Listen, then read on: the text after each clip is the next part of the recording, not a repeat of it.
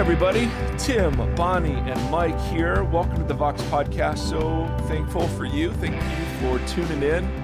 And today, just quick update on everybody. People, I had a sweet listener because I guess I've been doing hair updates every episode because it's looking at my face is very underwhelming. And so when I see Bonnie or Tim, I'm like, man, Bonnie. So Bonnie's braided today.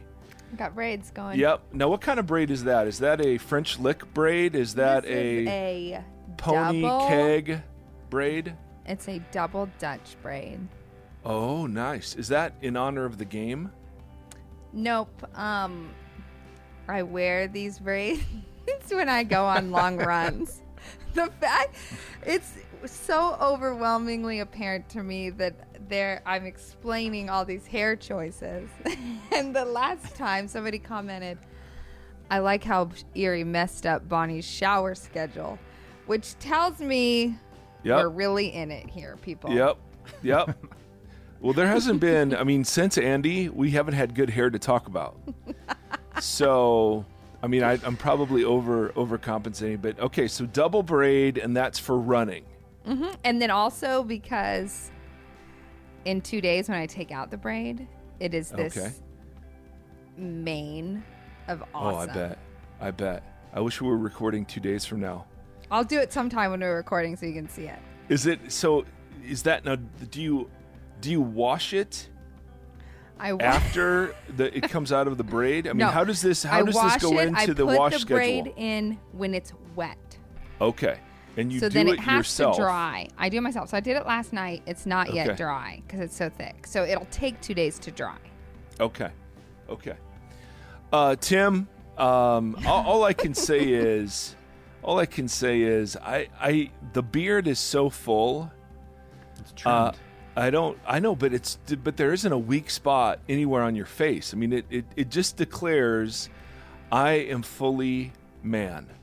Is what it declares. And the hair, show me the hair back of it because it's getting a little long. I like it. All right. Tim, you could do a braid with that. Now, Tim. Almost. Tim, did you wear your, Tim is an adjunct professor, an English professor. So we'll call him Dr. Tim. And did you wear, tell me you wore your tweed jacket, please nope, tell me because it's that. like 100 degrees. But bro. Can't wear no tweed. Listen. The tweed is worn independently of the temperature. The tweed is about status. The tweed is not about comfort. It's not about, right? It just declares and it has leather patches, correct, on the elbows? It does. But you know what? Come on! This is how concerned I am with that. Yesterday, I taught 2 classes, and I left my sunglasses on my head the entire time. Well, so I'm not quite there yet. Okay. All right. And the kids pulled up a picture of they said you look like Chris. The students did. They brought up they said, "Hey, you look like Chris Pratt." And I said, "Oh, okay." And then they'd spun their computer around and it was a picture of Chris Pratt from that what was the movie called? Passengers, I think, or something like that, where he was out in space by himself and his hair was super long and his beard because he had been lonely and sad for a decade. It's okay. Perfect. All right, and then we had a sweet listener send me a bar of soap that doubles as shampoo. Oh, because the thought of me wasting shampoo on literally nothing, it was too much to bear. But your so productivity just went straight through the roof. Seriously, because it takes. By the time I condition, I don't know. It's a long time. All right. Anyway, this is way too much on hair. I understand that, but it's fascinating to me. Problems I've not had ever. To think, but my daughter, I'm learning that there's intentionality that goes into hair, and I really haven't met anyone like Bonnie, who still, as she's getting close to 40, is still. I am wrestling not getting with, close to 40. As she's still wrestling with, some really hard hair choices. So anyway, this is quite the lens that you have. So on the situation. I'm going to call it bald privilege, is what I'm going to call it. Yeah. Exactly. I don't have to think about hair. But anyway, okay. Brothers and sisters, today we have a very serious topic and a very it was a very sort of difficult book to read. We're talking about sexual abuse with a professor. She was the dean at Duke Divinity School for a couple of years, and now and you'll hear about it in the interview. She started something else called the Neighborhood Seminary, which is this cool sort of idea. But she writes as a sexual abuse survivor, but also has a kind of a theological lens. And her big argument, which was super interesting to me, was when you read the Bible with abuse survivors, like there's a necessary contribution that those people will make to the way we understand some of these texts. And so she illustrates that through she's going through different passages. So anyway, it's super interesting, but it's really compelling, but it's difficult stuff. And so, Bonnie, what kind of warning would you put on this one? I would just say it probably could be pretty triggering, because she's bringing up, obviously she talks about sexual abuse. So I would say if you are a victim of sexual abuse, you might want to be careful listening. It could just bring a few things up. But we're going to be talking about sort of here in the outro, kind of like about what she said and sort of dissecting it. And I could imagine that for a lot of people, it'd be a source of frustration that we're not, like, as a community of church believers, farther along than we should be. So I just think holding some of that loosely and being prepared for that would be a good idea. Yep. Anyway, brothers and sisters, here you go. This is Dr. Elaine Heath, and her new book is Healing the Wounds of Sexual Abuse.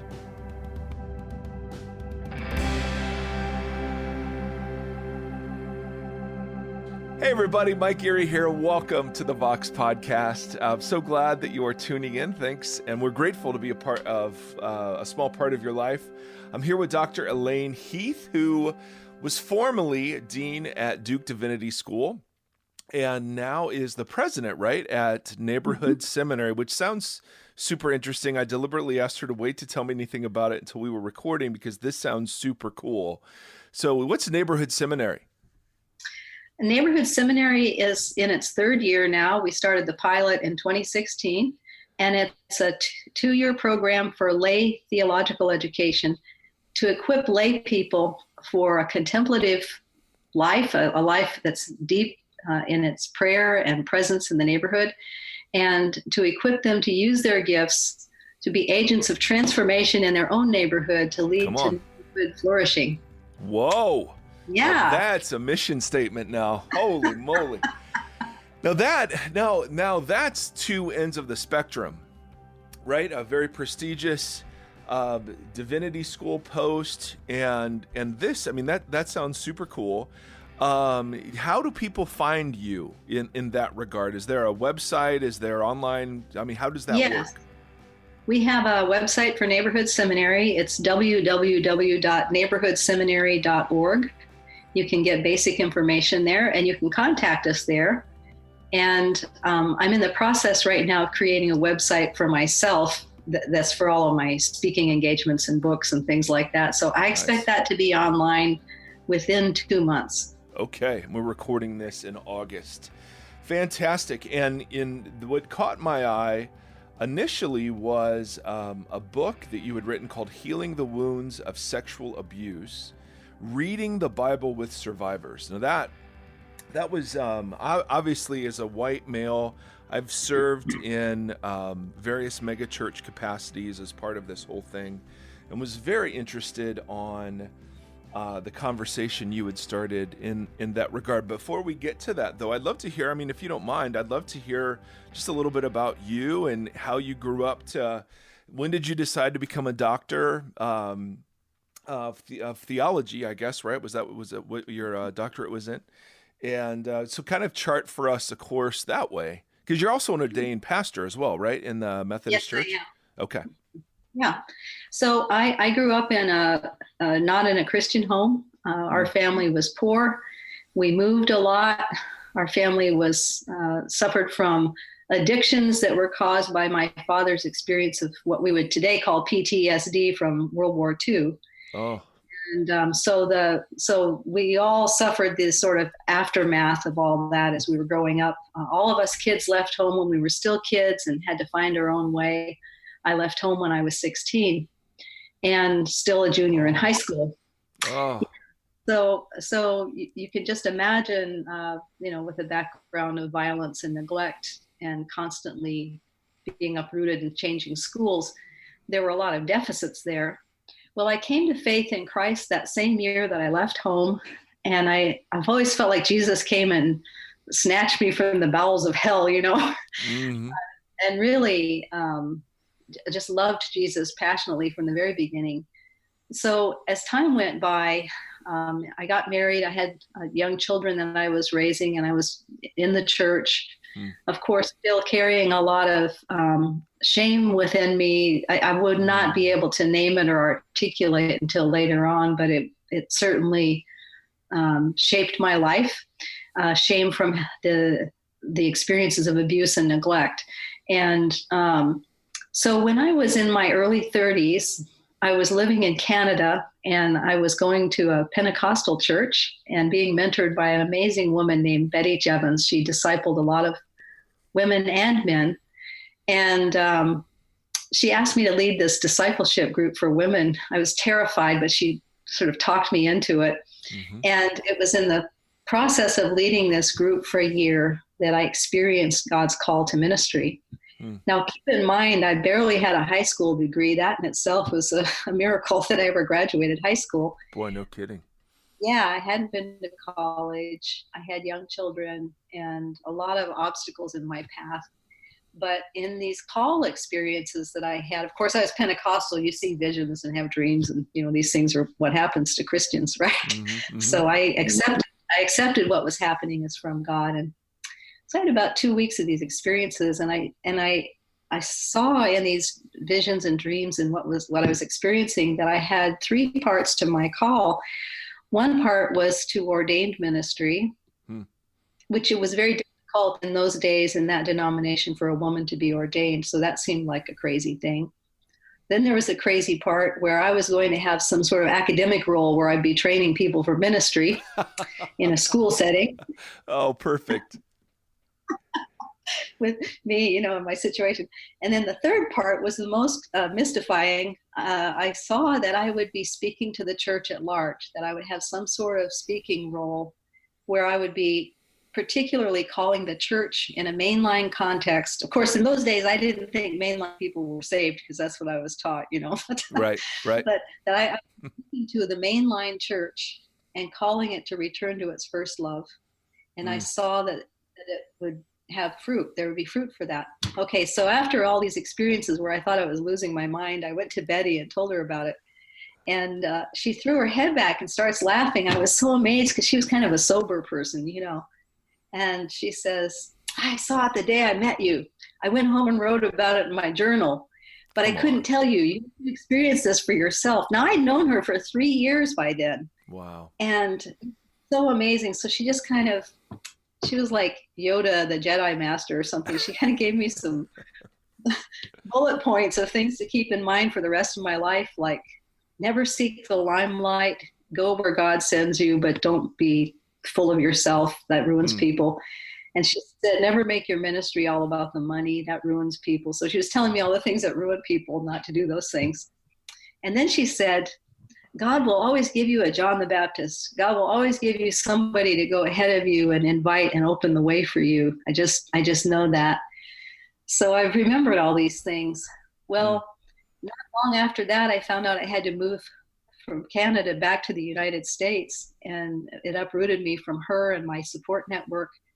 But that's when I realized now it's time to go to school. So I went to college, then I went to seminary. And then so for it was like 40 years in the wilderness going to school, but it was wonderful to go to school. I went to school, and all the time my children were growing up in school, I was also, in a certain sense, growing up in school and getting the education that I needed and healing all along the way, healing from this stuff that happened as a child and a young adult.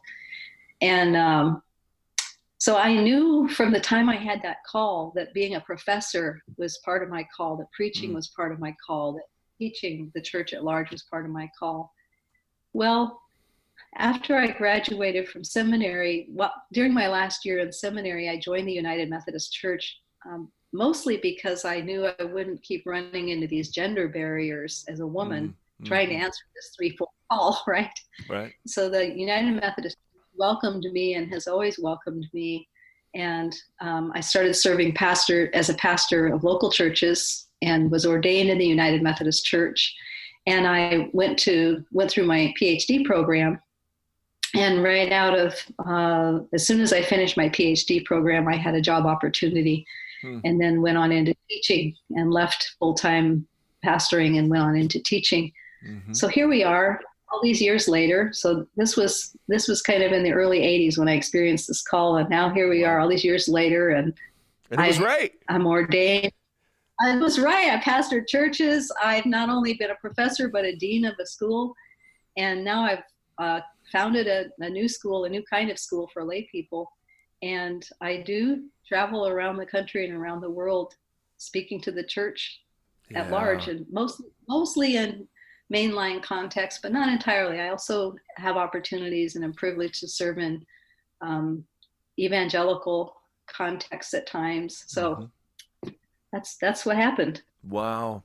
And if you don't mind, what was the topic of your dissertation? I'm a geek, and so I love hearing this stuff. Oh, sure. What pulled your imagination? Phoebe Palmer. Phoebe Palmer is the mother of the 19th century Methodist holiness movement. And she was a lay person. She was actually a mystic in all the ways the great Catholic mystics, Catherine of Siena and all these different people that we celebrate. Phoebe was one of those people, but because Methodists did not have a vocabulary and sort of a grammar for Christian mysticism for a variety of reasons, that side of who she was not named or celebrated or honored. And in my dissertation, I began the work of celebrating, naming, and honoring that she was a Christian mystic and how her voice is really important for everybody in Wesleyan traditions today. So I wrote a book out of that. It's called Naked Faith, The Mystical Theology of Phoebe Palmer. Phoebe led over 25,000 to Christ in her lifetime. And she was a spiritual guide, bishops and theologians. And here she was, this lay woman with no formal theological education. Right. I can see why that'd be appealing. So what, as transitioning kind of to the book, what are you seeing as over the last 3 years, we've had the Me Too, the beginning of the Me Too movement, the We Too movement in the church, and what are you seeing in culture that is very concerning for you, but also what are things that you're seeing that give you a great deal of hope?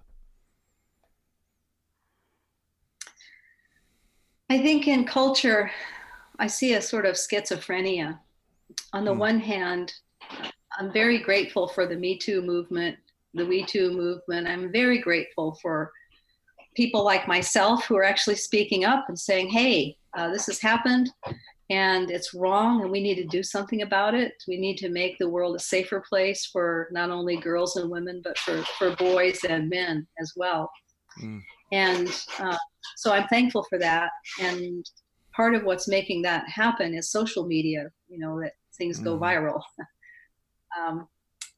At the same time, when I say that I'm concerned because there's a schizophrenia going on here, at the same time, the epidemic of internet bullying around sexuality and violence against women and girls and against sexual minorities, the violence that goes on the internet and then causes suicides and all kinds of things, the increasing commodification of sexuality and sex. I mean, it's always been there, but it seems like it's becoming just an accepted part of mainstream culture, and we make jokes about it and, watch TV shows about it for fun. And sex trafficking, the trafficking of children. All of this is going on at the very same time, and that concerns me. So, and I'm concerned in the church too, because in the church across the spectrum, from very conservative evangelicals to very progressive left-wing folk in all major Christian traditions, we lack a good theology of sexuality. And so what we find in the church is this simultaneous fear and loathing of sexuality and deep obsession with it. And so, that shows up in all sorts of behaviors and troublesome events and so on. So those are some things that I've been thinking about. Yeah. So as a white guy, I can't relate to what it must have been like for so many women to live with the reality or the fear of or whatever of this. It's mind blowing, which of course is the definition of privilege, right? I never had to worry about it. But right. when you look at how the church has been, and speak for whatever aspect of the church that you're best familiar with, how has the church contributed to the mess? So one thing I'm hearing from you is we lack a robust or a healthy view of sexuality. I would for sure agree with that. But where else do you see, when we're talking about the wounds of sexual abuse, where else do you see the church complicit, either actively, because you give some horrific examples of some of the abuse that people have suffered at the hands of, quote, Christians, or passively? What are the systems that are sort of complicit in the ongoing permission to have this be a part of church culture? There's a correlation between degree of patriarchy and degree of sexual abuse that goes on. Really? So the more patriarchal a culture is, the more likely it is for women and children to be victimized, not only by sexual abuse, but by violence of other kinds. Because whoever's in the position of privilege gets the constant message that they can have what they want and they can take what they want. I'm saying it crudely, but that's what privilege is. Like I am entitled to what I want. And I'm entitled to hurt people to get in my way. And this sort of entitlement breeds all kinds of violence, whether it's overt violence or subtle violence. So the church, as it clings to patriarchy, as it clings to notions that God is indeed male, that Father, Son, and Spirit are all male. It's a trio of men, a trio of males. And we're only going to use male language for God, and we're only going to ordain men, and we're only, these sort of social constructs within the church based upon a particular interpretation of Scripture that's certainly not universal. That contributes to violence against women and children, and ultimately it contributes to a diminishing of men's holistic health and well-being. It's not good for any of us when we have this sort of a view. So that's part of it. Part of how this gets played out in the world, in the church, is we know that sexual abuse happens across all social strata. It happens across all economic lines, across races, and so on. But what will happen is a pastor or a lay leader of some kind, the youth pastor, the scout leader where they meet in the churches, whoever it is, someone comes forward and says, this is what happened to me, and pastor did it, or the youth pastor did this, or the choir director, whoever it was. And the congregation or other leaders can't imagine that happening. Oh no, Pastor Bill wouldn't do that. We can't imagine it. And so they immediately blame the victim, don't believe them, or shame them, or cover it up, or tell the person to leave, the person who's been victimized, cover it up, or it's a terrible embarrassment. We're not going to talk about this. We can't imagine it. Part of the reason we can't imagine it is we're not doing our homework. We're not learning about things. It's not considered important in our church's leadership training or any of that. And so then it multiplies the wounds and makes it much more likely that more abuse is going to go on. Yeah, the cover-ups, the patriarchy, the lack of valuing women and children, all of these play a role in it. Mm-hmm. How does the church move from being complicit in those ways to being a refuge for people? I mean, what are we have a number of folks in vocational ministry who listen. What if somebody comes forward? What do you recommend? How should the church react? How should the church process these things and fact find and do whatever the church is going to do? What's that look like? Well, the first rule is when someone comes forward to disclose abuse, always believe them. Communicate to them. I hear you. I'm so sorry that you experienced this. I'm so sorry. Nobody deserves to experience what you just described. And how can I help? So that's the first thing that you do. It takes enormous courage for someone to disclose they've experienced abuse. It's humiliating and shameful. And you can imagine in a religious environment to go to your pastor or to go to your Sunday school teacher and say, I experienced this, is very difficult. And most people, the majority of people who've been sexually abused never disclose it to someone in authority. So the number of reported cases is actually only a fraction of the actual episodes or people that are victimized. So that's the first thing that you do. It's always good for a local church on a regular basis, maybe once a year, or every 2 years. I think once a year is a good idea, to have someone come to the church from the domestic violence shelter, someone or a therapist who has training in recovery from domestic violence and sexual abuse. Those are two different things, but they're related in some ways. And oftentimes the victim of one is also the victim of the other. It's just the way things work. But have someone with professional training who's a competent speaker come and give a talk. They can give a talk during the Sunday worship hour. That's a really good idea.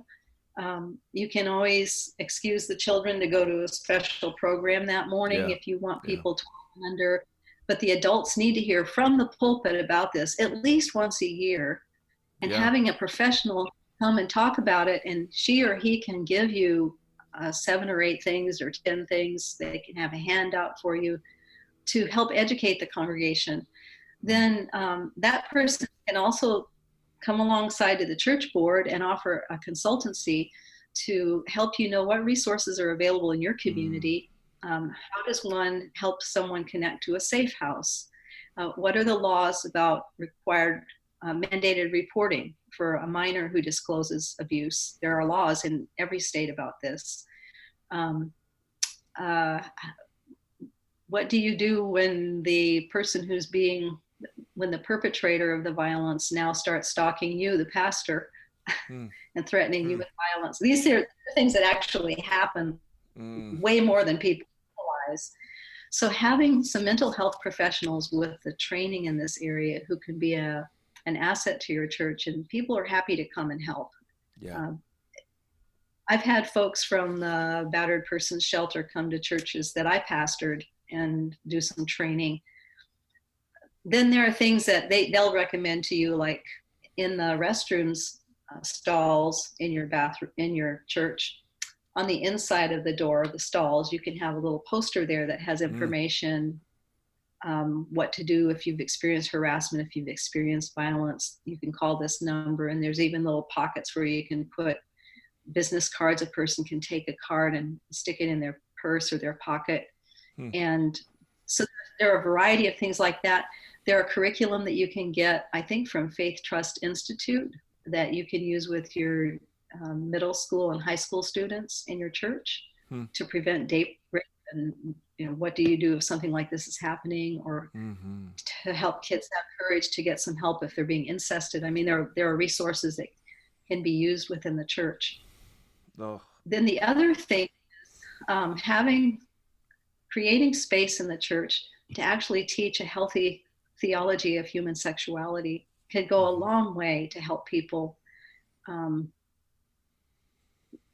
respect themselves and other people's bodies.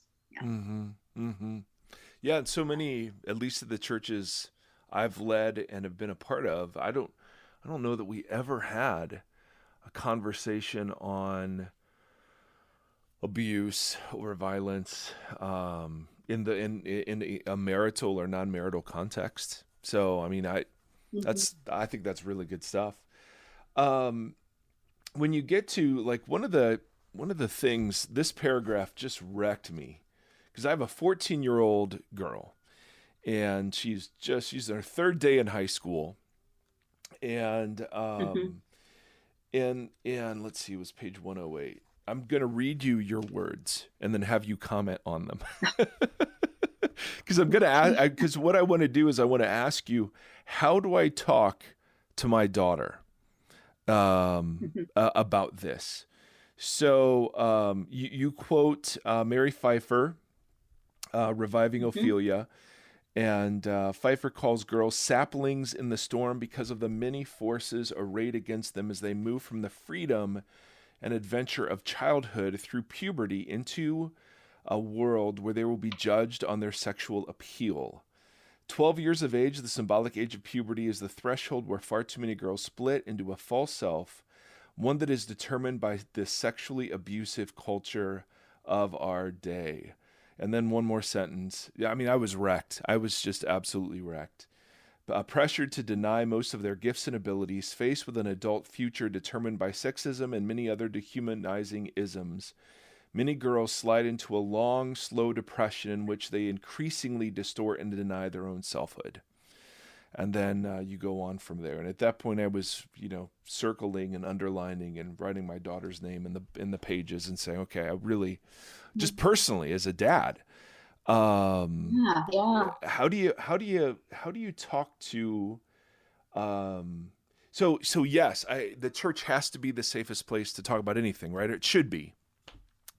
So how do you have a conversation it should be. How do you have a conversation like this with a 14-year-old?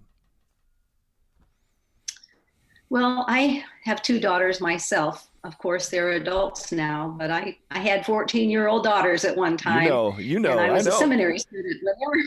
When they were 14, I was in seminary, and I had already done a lot of my own healing work. So I was much more aware of, I knew the statistics then and all of that. So our daughters need from us, particularly from their fathers, need to know that they are deeply loved, that they are awesome just the way they are, that you appreciate their intelligence, they're uniquely gifted by God, and that God has wonderful dreams for them. We want our daughters, when they're growing up, to see themselves as whole persons. And this is the thing that splits at puberty, which Mary Pfeiffer has talked about in very compelling ways. So when our girls get to junior high school and, they go through puberty, and now there's all this pressure to look a certain way, we want them to be as confident as possible in themselves as human beings, and provide for them experiences where they can test out their gifts, and part of adolescence is trying on different selves. I mean, that's just a normal part of adolescence. How am I going to be in the world? And kids will try out different ways of being in the world. But this is why having access to sports, to music, to whatever kind of interesting things, give them a chance to try these different things. And I think I wrote in the book about when my daughter's Barbie dolls melted down because they put nail polish remover on. So I tried with my own kids to to affirm and accept their desire to look pretty. I mean, I want them to look nice too, right? Mm-hmm. Everybody wants to look okay. But I also really encourage them toward academic excellence, to think about going to very good schools and to do a superb job with the gifts they had. And, I love my girls and they did well, but it was just normal kids, so. Yeah. So in particular, the STEM disciplines, science, technology, engineering, and math, women are vastly underrepresented there, precisely because of what Mary Pfeiffer is talking about. So if your daughter shows any aptitude at all in any of the STEM disciplines, really encourage and help her to have opportunities to go to space camp or to whatever it is that she's really interested in, and help her to have the courage to do what she feels called to do. In the church, we could do so much to make this better for kids. And we can do it from a theological perspective. If we just think about, I forgot, Mike, what is your tradition that you're in theologically? Non-denominational. I barely hold on. Yes, I barely hold on to the evangelical label because I feel so abandoned by my tribe. I get it. But I'm sure y'all love the Bible a lot and use the Bible, and you can talk about this from a scriptural standpoint. That in Paul's writing in 1 Corinthians and in Romans and elsewhere, he talks about the gifts, that every believer is given gifts. The Holy Spirit gives every believer gifts, and there are lists of gifts. And it says that the Spirit gives the gifts to anyone according to the Spirit's will. It's not a human preference. And we have examples in the New Testament, actually in the Old Testament too, of women as leaders, women as prophets, women doing all the different ministry skills. It's not just for the men. Right. So what that tells me, and this is my own theology, that those are not comprehensive lists of gifts. There are other gifts too. Those were just the main Paul was laying forth. So we can make a good argument from Scripture that we are doing a disservice to our young people, our kids in church, if we're not teaching them from childhood on that they each have unique gifts and life calls, and that we want to fan those gifts into flame, whether it's the gift of engineering, it's the gift of teaching, it's the gift of being a physician, it's the gift of working in a nonprofit that brings peace to the world. Whatever these gifts are, we want to fan those into flame, because in the words of Saint Irenaeus, who's one of the early major theologians of the church, the glory of God, he said, is a man fully alive, but he meant a human fully alive. And so if we want the glory of God to be fully alive in and through our kids, we're going to help them flourish with their gifts. So teaching that to our kids and then celebrating our kids for their different gifts in the church, whatever their gifts might be, that can help us with this. Yeah. So part of it is she sees herself as a whole person, and not how do we navigate the schizophrenic waters? So on the church side, I get that, and I'm egalitarian, and so I don't teach my daughter that she's restricted in any way from her capacities in exercising those gifts in church, and we're trying to present a view of sexuality that is a lot different from the one we received through the evangelical subculture. But as she encounters the world now, and that's the part where I see her just being torn apart, right? I mean, she's so judged. I mean, and we talk about almost all the boys she's encountering are drenched in porn and have certain ideals of body image and women and their permissiveness and so on and so on and so on.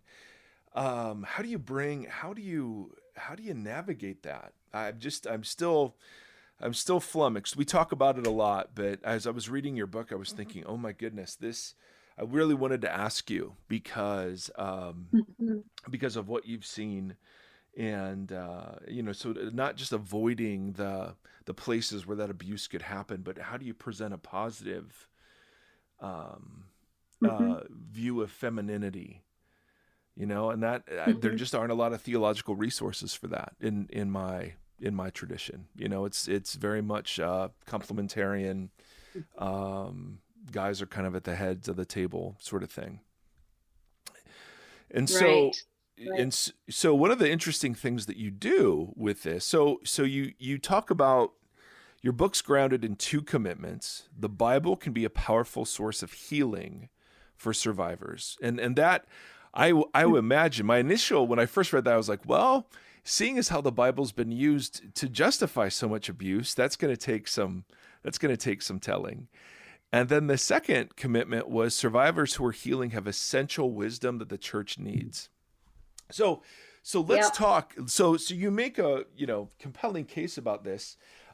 So let's start with how do we begin to see the Bible, especially if it's been used to justify the abuse? I mean, just today something came across my Twitter feed where a youth pastor was quoting the Bible as he was molesting young boys, and I'm just like, I can't even imagine.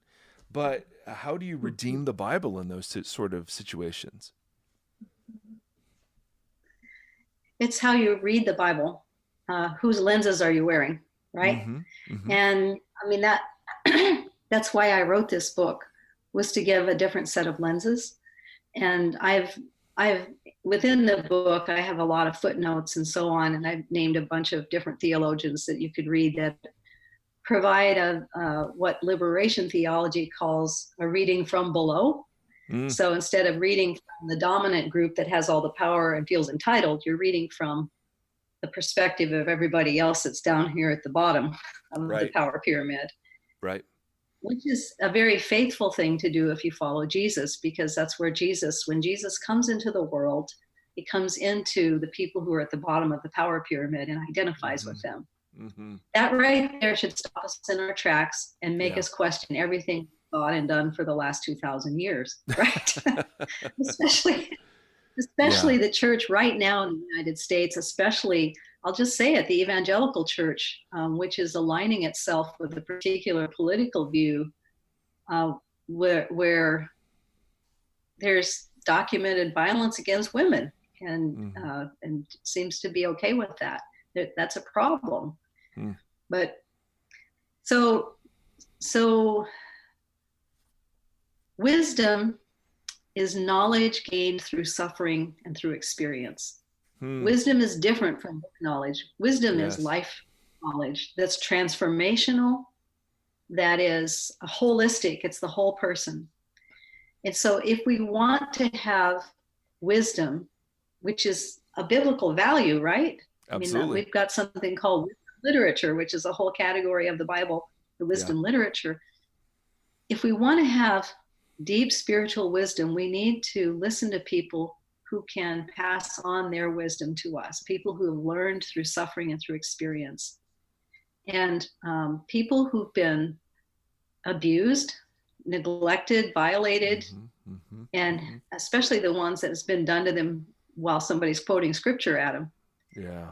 When people who are in that situation are healing well, wisdom forms that can help all of us do a much better job in our leadership, a much better job in biblical interpretation, and a much, much better job of evangelism.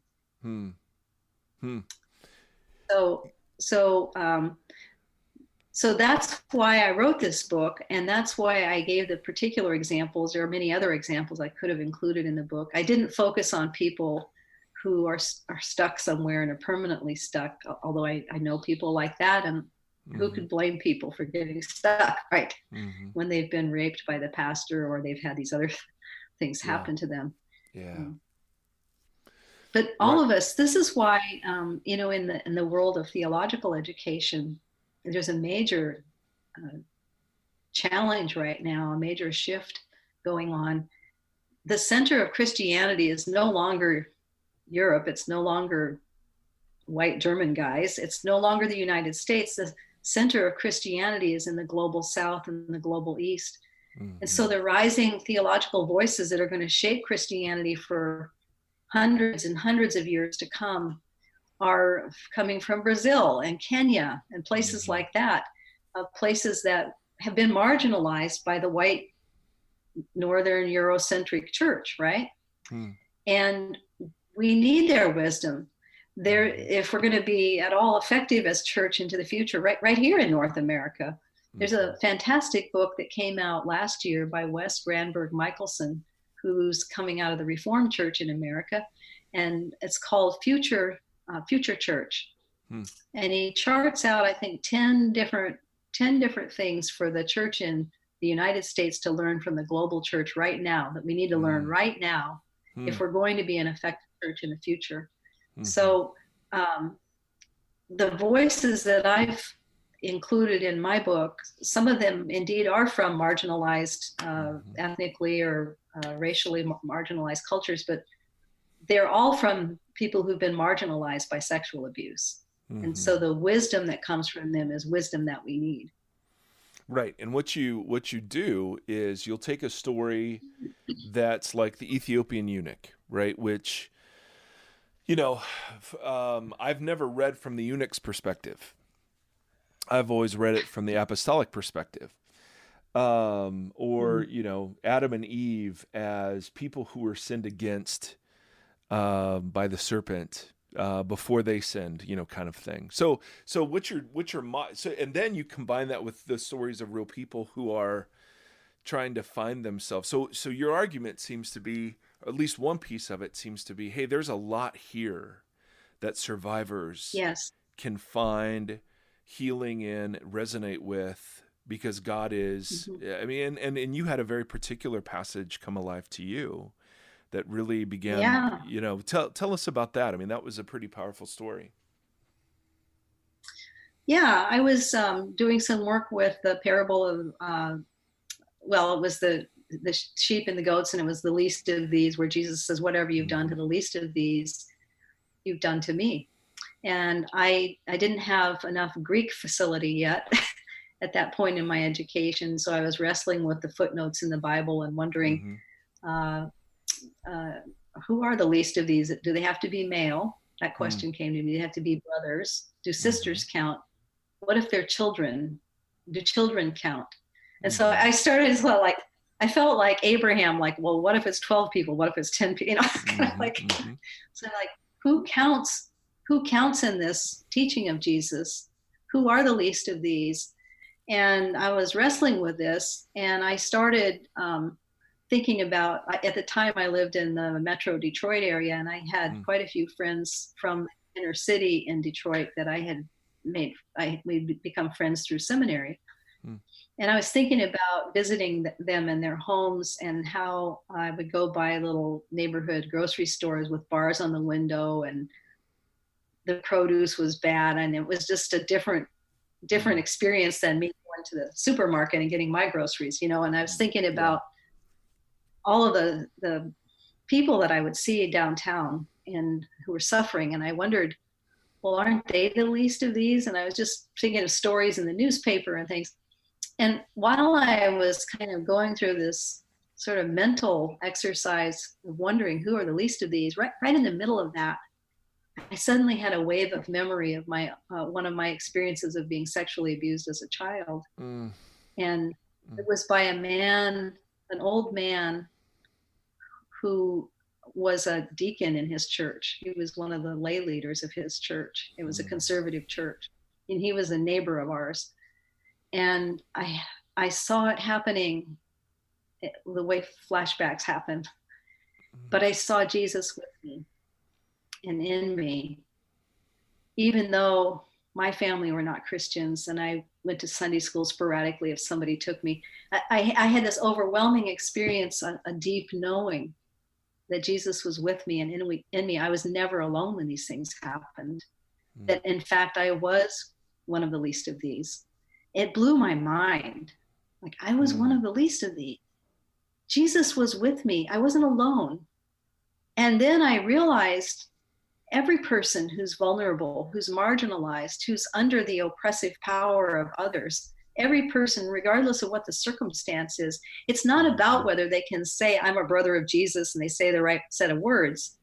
It's about their vulnerability, that Jesus fully identifies with people in their vulnerable condition, with people in the margins, the people that are at the bottom of the power pyramid. That's where Jesus identifies.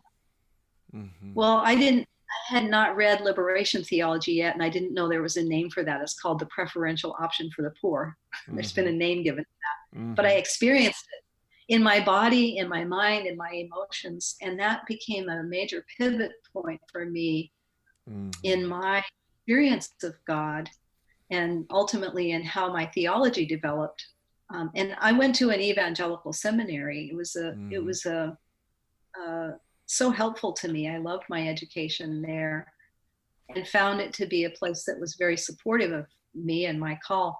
But that's how that happened. And that the meaning of that story, that parable, and how I experienced it continues to shape my theology. Yeah. Well, and it gives a picture of what the book's trying to accomplish for those who are the least of these, to see themselves that way and to see Jesus with them. So no, it's really good. If just one last question, if someone's listening to this and they're in an abusive relationship, or they are being in some way or other sexually exploited, and what counsel do you give to young women in particular who find themselves in these situations? First, that God loves you more than you know. Second, it's not God's desire for you to be abused, neglected, trafficked. It is not God's desire for you. It's not God's will. It is God's will for you to be free, to be whole, to have a life, to experience joy. And God is working with you and for you to set you free. You will need to cooperate with God for that to happen. Then I would also try to point people toward resources that are immediately in their area that can help them, whether it's a safe house, a domestic violence shelter, a rape crisis hotline, or sometimes it's a therapist.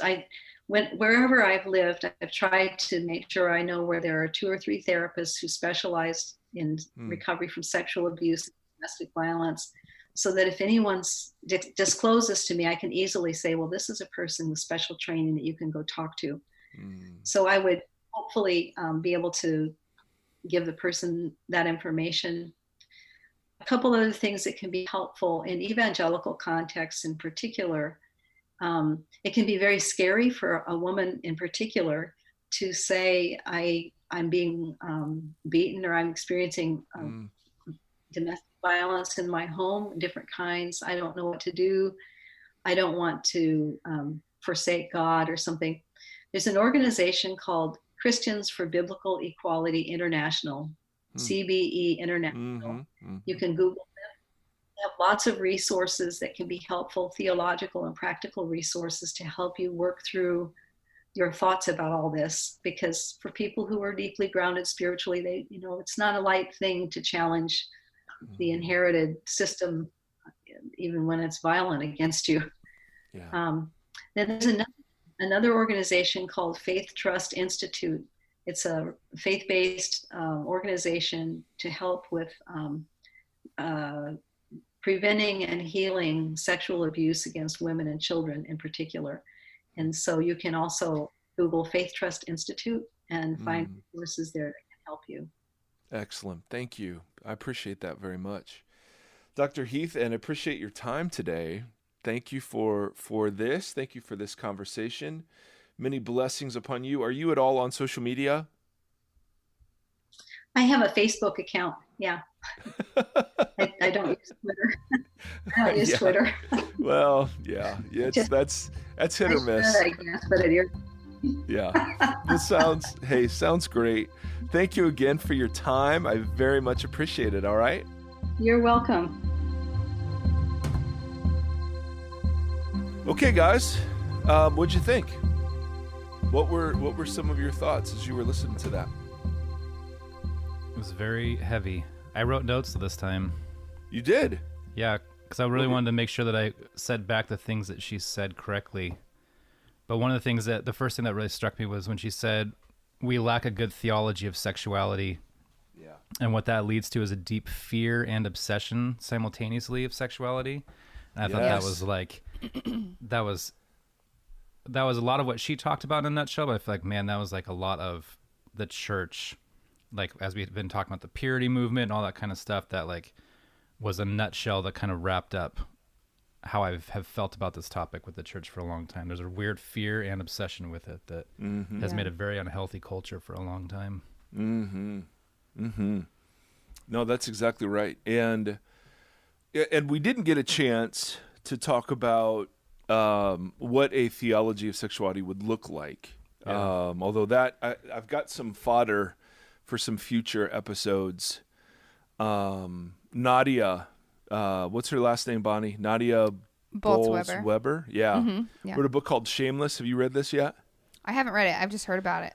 So yeah, she kind of presents a new vision for sexuality that will provoke responses, to say the least. But I love. I'm with you, Tim, in the sense that I think you're absolutely right, and I wonder. I mean, obviously, sinful human beings have always existed and will exist, for the time being. But how much bad teaching on sexuality, on gender, whatever, has led to this? Like I just wonder, in a hypothetical world, had there been a much healthier teaching on this, on the way men and women should relate, blah, blah, blah, blah, blah, how much of the current crisis could have been avoided versus how much of it would have happened no matter what? Yeah. You know what I'm saying? 'Cause bad teaching and lack of teaching on the topic for me, I think. Sexuality was not something that was really talked about from the pulpit. I think you were the first pastor I ever heard talk about sex from the pulpit. And I was like, what's he talking about? Oh my God. Like, I couldn't believe it. I think we have such a shame culture around the topic of sex that it just becomes such a solitary conversation or an isolated conversation. So I think like just even opening up the conversation to make it a safe thing to talk about would make a huge difference in the church culture, I think. No question. I mean, I totally agree. I think it definitely, because it's either never talked about, like you said, or in a bad way. But to her point, something that she said again and again that I think we really can't miss is that the lens of how we read the scripture and how we preach the scripture has been skewed in favor of like a patriarchal society.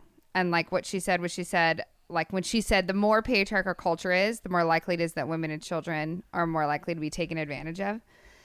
And I don't know if you are actually surprised or if you're just kind of going with what she said, but your response when you said that to her is you sounded surprised by that.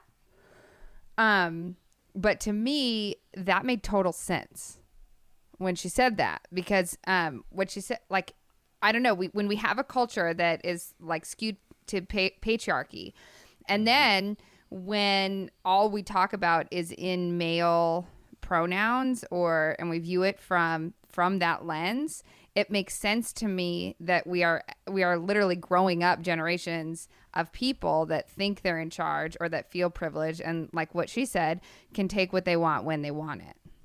Yeah, no, I wasn't surprised, and okay. And no, but I was trying. Yeah, I was trying to lead her to that point because it's a point she makes in her book about. So the way I prep sometimes for interviews is I'm like, ooh, this needs to come out in the interview, right? But you want her to say it. Yeah. Yes. Yeah. The worst is when I'm quoting the book back. Right. I hate doing that, but I wanted to, so I wrote a question specifically designed to get to that point. So my reaction, I think, was just more like, okay, good. I'm glad. Right. I'm glad we went there. And so, I as I've grown into more sort of egalitarian theology or whatever, I definitely have seen how some of the theology that's been out there not contributes, legitimatizes. Now, that's not to say there aren't abuses of every single piece of theology ever, of course. Right. But when we're as a culture waking up to the carnage, I mean, we can't. It is impossible for me as a man to appreciate the scope and the depth and the breadth of the carnage that has and it's only what's been reported so far. I mean, just imagine, let's say that's 10% of the iceberg. Good Lord. Right. You know what I mean? I mean, it's just and some of the examples of stuff she's written in her book. I mean, you're just like, again, that's the definition of privilege, right? I never had to think of that. And now that I have a daughter, and I have to talk to her about getting roofied, and I have to talk to her about date rape culture, and the fact that the boys she's talking with are all drenched in porn, and will have expectations. I mean, I've just never seen it like I'm seeing it. You know what I mean? Yeah. And it's horrific. It's absolutely horrific. Yeah. So anyway, Bonnie, what else did you notice? I thought that was a big point. The one. Yeah, that I you thought that was brought a up, good absolutely. one. I was actually wanted to pose the question because I ran into this in some of my translating, which I'll get back to. But I wanted to pose the question: is how you feel about what she said, but like she brought it up, but about God. If we ever talk about God in the feminine, I see that a lot, and I'm just curious what you guys think of that. Okay. In terms of how I feel theologically? Yes. About yes. Yeah. Or just like in general, like because for example, like I know where I stand theologically speaking, but I also see why it would be important to like tell the truth about these things, if that makes sense. So I just want to open up the dialogue about that, because if you're like me, which people listening probably are, you see this a lot, like people referring to God as a woman or spirit as a woman and going like, what do we think of that? Like, is it helpful? Is it not helpful? Is that okay? Just, I don't know. I want to just be able, we're a podcast that talks about anything. So I just want to throw that out there. Oh man. All right, Tim, you go first. I remember English professor. when I was in college the first time in the early 2000s, I was at a very conservative Christian school. And during one of we were on worship teams, and we would have to go to like a worship team chapel. It's just the worship teams, and somebody would speak, and this woman who was a professor there got up and taught about God as a woman, and it like triggered a lot of people. And then she was fired shortly thereafter for bringing that topic up. But I remember thinking, I was like, well, I don't know what I think of God in a gender thing. I don't even know if I had thought about God in gender. We do the him and the whatever, but there are definitely some feminine, motherly qualities to a lot of the things that God does. So I've never had a hard time with, I don't know that I would, I don't know. But I've definitely like toiled around with that. It doesn't make me, if God was a woman, if that came out, if that was a thing, I wouldn't be like, oh no. It would be like, oh, okay. I don't know, Oh, no. Oh, I enjoyed those I don't know if any of that made any sense. I'm sorry. No, perfect. That's a great question, Bonnie. So theologically, I would start with the undifferentiated Adam in Genesis 1. And I've come to more lean towards the idea that the Adam was not a gendered male until the male and female became two distinct entities. Right. In other words, this was new for me, because I always thought that Adam was a gendered male, and then you're realizing no, Adam was used as kind of a generic term for a human. And so when it says that he made them in his image, male and female, he made them. Well, duh. I mean, in fact, there's one scholar who I really respect, and a lot of other work, who makes this argument that the us, when in Genesis 1:26, when God says, "Let us make humanity in our image, in our likeness," there's always been a big conversation about what's the plural referring to there. Who's the us? Who is that? And initially, I was taught that referred to the Trinity, which I don't believe that, or the heavenly council, which is kind of where I'm at now. But this scholar makes the argument, and again, because I respect him in so many other places, that I at least take this seriously, even though I know nothing if this is true or not. But he makes the argument that the us that's being referred to there is the male and female aspects of God. Mm-hmm. And that usness is being represented now by a male and a female. So God is an us, so he creates humans to be us's, is the kind of the idea. And I thought, I don't know if that's right, but that's super interesting. And all of that leads then to the inevitable conclusion, speaking like the guy from The Matrix, thereby that the architect, that feminine expressions of God's nature are not only to be welcomed but they're to be highlighted, because they're so often not highlighted. So when like the Hebrew word Shaddai, from the famous Amy Grant song, right? El Shaddai. Absolutely. That's where it was from. Right. That's an incredibly feminine image of God. Or when Jesus talks about, wanting to, as like a mother hen, to gather Jerusalem under his wings. I mean, those are just two very obvious sort of common examples. The issue that I sometimes have is when people make that argument just for the sake of shock value, right? Or just kind of a middle finger to, whatever culture they're trying to give a middle finger to, because it's still playing by the same gender binaries that we're trying to escape. Right, yeah. Right. God. So I've tried to limit my references to God as a he or a himself, and I just substitute God or God's self. Now I'm sure I slip up all the time, but consciously I'm trying to limit those, just because it's impossible to use the masculine pronouns without sort of subtly underpinning the idea that God is some sort of gendered male, masculine figure, right?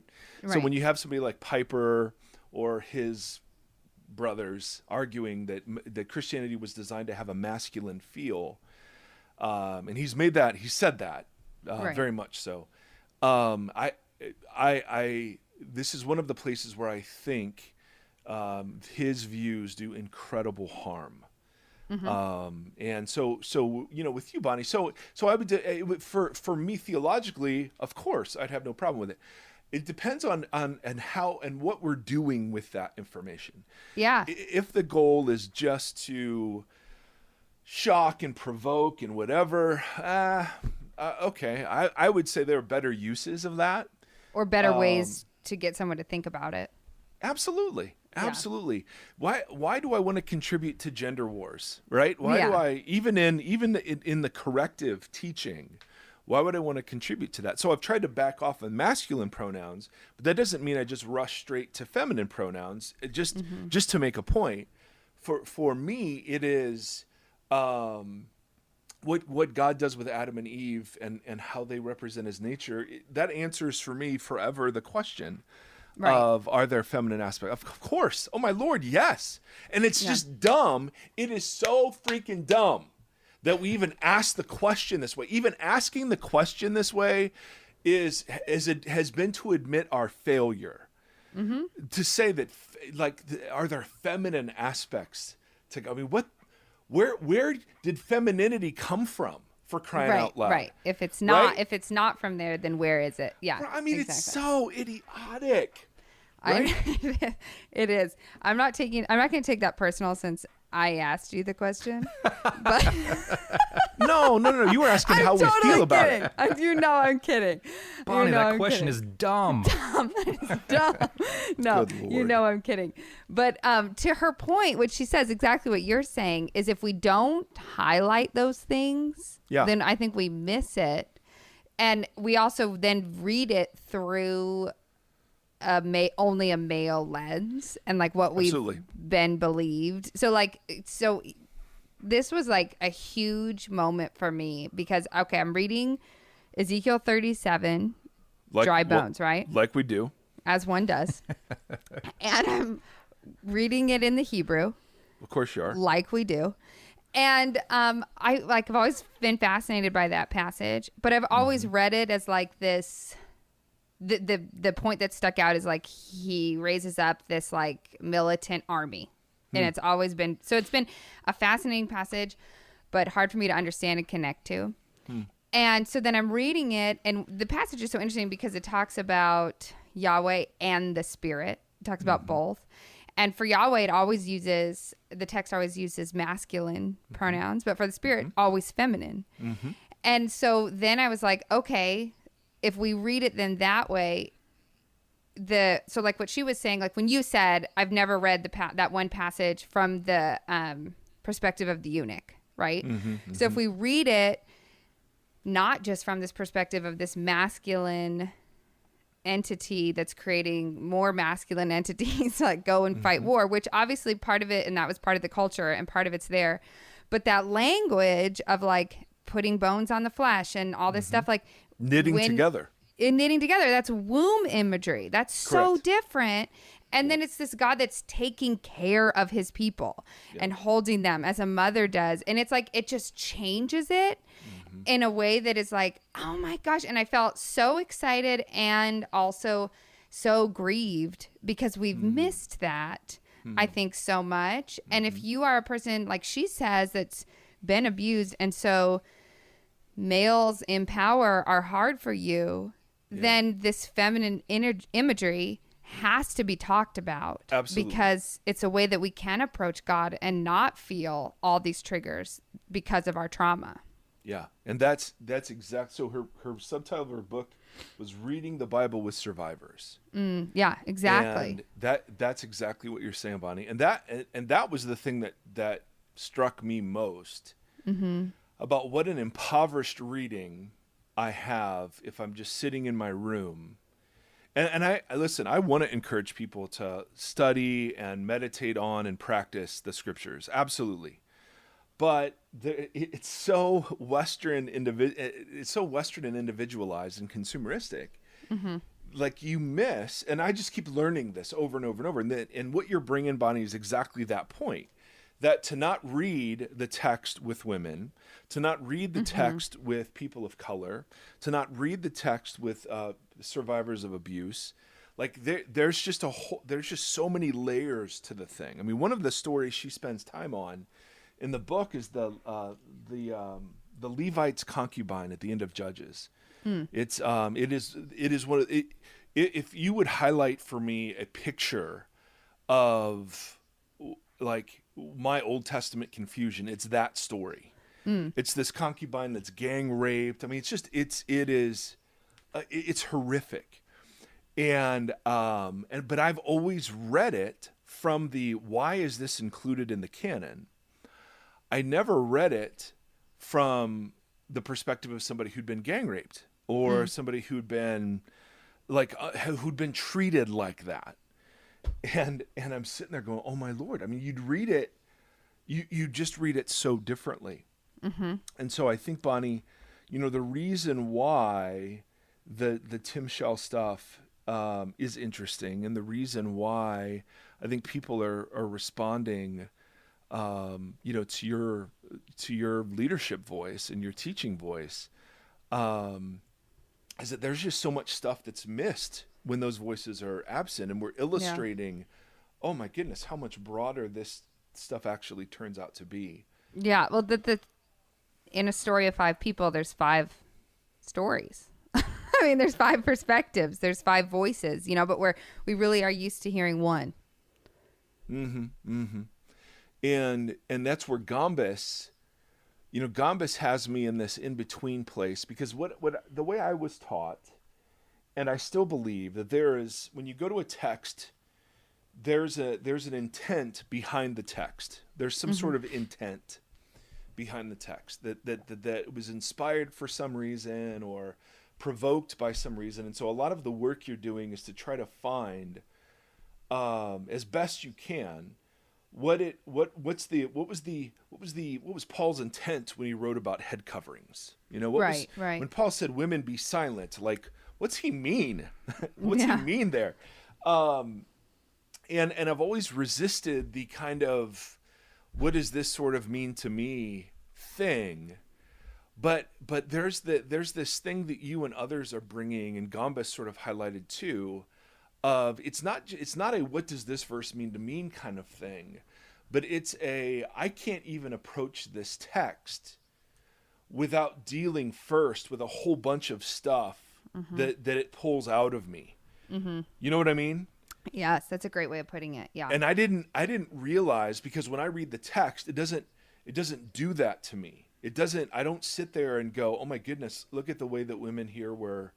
Right. I'm thinking, oh, look at the way that they're advancing. I'm not reading it. I'm looking for the author's intent, but I'm thinking I'm reading it without a bunch of stuff that's coming out of my soul, right? But if you're a sexual abuse survivor and you're reading some of what's written in the Old Testament, before you can even get to intent or any of that stuff, right? I mean, how do you read some of that without? I know I'm rambling, but I'm trying to talk this out, Bonnie, in front of you, and Tim too, but Bonnie probably more so because she has glasses on. And you didn't wear your tweed, so I frankly so disappointed, Tim. I want a picture. I would love. I think it needs to be on Instagram. Yeah, that's what I'm thinking. I would love, Tim, if you put your glasses on and put the tweed on. Would you please Instagram that? I would love to see it and make it my profile pic. Then I'm definitely going to do it. So anyway, Bonnie, that's how I'm hearing what you're saying. Yeah. I think you're right. Here's Ezekiel. Yep. I'm sorry to interrupt you. Go ahead. No, I wasn't saying anything. I was just agreeing with you. I was agreeing with you. Here's Ezekiel, and here's the way I approach it. And I would know that there's feminine imagery in there, but that wouldn't be elevated in my imagination to, I got to highlight this. Oh, interesting. Because I'm rummaging around for, well, why is this in here? And then all of a sudden what you're saying is, no, that actually is one of the, at least in terms of application, that's one of the central things that needs to be mentioned, is that what's being done here is literally a re-wombing of Israel. Yeah. Right? So anyway, I had no point other than just to process that out loud. No, and I think it's so good because I love that she said that, of going like, I just think all of us would do well to look at the text from the different voices and the different angles. It's like it's a muscle. You have to stretch it though. I think it takes intentionality for sure. Can we get away from exercise analogies and metaphors? Just sorry. As a general rule on the podcast, but no, I think you're absolutely right. And so how do you work that out in a church environment is a super interesting question, right? Because nobody's doing that. Nobody, at least that I know, nobody's doing that, which is the super compelling stuff. Yeah. So I don't know. Tim, back to you, buddy. What else you got? Well, I've got about 1,000 questions now about reading the Bible, but I think that's going to be a different conversation. The last note that I wrote down that was near the end of what she was talking about, with how the next 100 years of Christianity is being born in Brazil and Kenya, or in places that are just not here. I thought that was really interesting, and I wanted to hear what you guys thought about that, because I think that's a fascinating idea. Do it, Bonnie. I also thought it was fascinating. I thought it made sense just in terms of when she said, like, he identifies with the people that are on the bottom of the power structure. But I also think that probably that notion is really shocking to a lot of people because our American minds tend to just believe we're the best and we're at the forefront and we're at the whatever, and we might be. And but that Christianity is ours here. Yeah, yes, belongs to us, and he's our God. And we might be at some things, but it would make sense that the way of the kingdom wasn't going that way. Amen. There was a book I read a long time ago. It's one of my favorites. Oh, we had somebody ask us for our favorite books. We need to cover that someday. It was called Powers, Weakness, and the Tabernacling of God. Wow. I mean, dude, right? And this was like, I don't know, late 90s maybe. And her name's Marva Dawn, and she's one of my favorite. I interviewed her once. You know, Bonnie, you don't. You just don't have to keep doing that. I was for this old job I had, and then she's the nicest, Okay, Bonnie. sweetest lady. Okay, Bonnie. Okay, we've not interviewed her. Okay, I just want to make a book reference. That's all I was trying to do. I'm sorry, she holds a soft spot in my heart. She's so nice. Oh boy. Anyway, go ahead. Oh well, thank you. Who's Marva Dawn? I don't know who that is. Yes. Anyway, her basic argument was God tabernacles among people, and again, tabernacling is a reference to what God did in the Old Testament when his presence, his tangible presence, would rest among people. That God tabernacles among people in their weakness, not in their strength. And this is a massively important theological point that totally shifted, and is still shifting so much of how I think about what it is we're doing. Her argument is when you look at God's choosing in the Old Testament, God's always choosing the unlikely. He's always choosing the lowest, right? He goes to what's his name? Gilead. Is that his name? Mm-hmm. And says, "Hey, you're going to be my deliverer." And he's like, "Man, my tribe is the last in Israel, and I am the least in my family, and my clan is the weakest." I mean, he's like, here's this resume of weakness, and God's like, perfect. And then, hey, let's go to battle against however many dozens of thousands against of Midianites. And God keeps saying, "No, you have too many Israelites, too many Israelites, too many Israelites. I don't want you to think you did this." And that is so, I mean, so why does God choose an old, barren couple to give birth to a nation, right? Why does he always choose the second child rather than the first? Why is he's always doing this. Why? Because he tabernacles in weakness. Well, you get to Paul's writing, and this is where she did her thesis. And I hear she's very nice. She's a great interview. I've heard that. But when Paul talks about in our weakness, God's power is made perfect, she actually provides an amazing theological and exegetical argument that verse is mistranslated, and it rather should be read, God's power is made perfect when ours is brought to its end.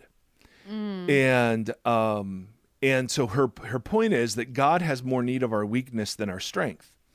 What the American church and what the Western church has done has been to think that it's our strength that's needed. And so our killer sermons, our incredibly charismatic personalities, our next great small group series, our sweet social justice program, I mean, whatever it is, right, is the thing that's really going to connect people to the church. Mm-hmm. And with the Spirit, where the Spirit moves is among those who aren't impressed with such things, who don't have such resources, right? Yeah. And so from a theological perspective, I absolutely celebrate, and I'm not shocked, but I celebrate the fact that the center of the kingdom is no longer the United States of America, if it ever was. Right. Right. I mean, maybe we thought it was, but And it never was, right? Yeah, who knows? Right. But among, and you hear this from imperial missionaries that have,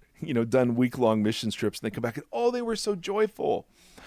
And our affluence is just making us sick, right? I mean, it's just, and so I love, maybe I'm rambling too much, but I love, and my best, I mean, I think this is true for you guys, but I will just speak for me. My best stuff has always come out of struggling with depression and anxiety, having a child with special needs, being overweight and hating it, like out of the struggle, right? And those are just tiny struggles, right? Those aren't even like on the scale of struggle. Those aren't even massive things in my eyes.